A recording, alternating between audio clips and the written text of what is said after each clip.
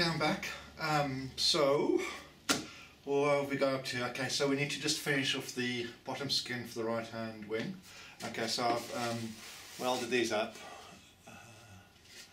and glued them as per the other one. I left the glue on there, I didn't remove the glue, the super glue, so seems to be like a nice sort of bulgy seam that's built up there, so hopefully that's going to stand off and leave me with a nice smooth surface with no lips, or join rather. Same with this one. This one joined quite well actually in the end. So I've got a nice like seam running down here that's proud, so I can sand that off and get the surface lovely and flat and flush as welded. So I'm going to stick you on time lapse and probably chat at the end.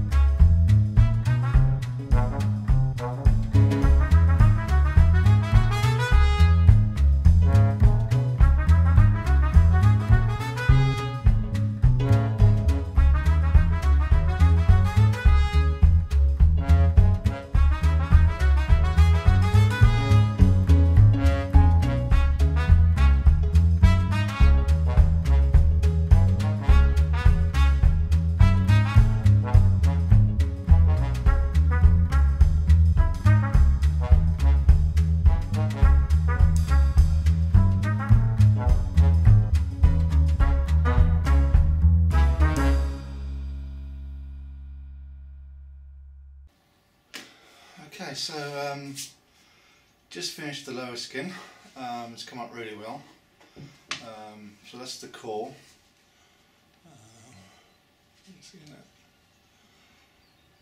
And spend so much time getting this perfect because obviously it's going to be the inside of the wing. Let's grab a wing so I can show you what I mean.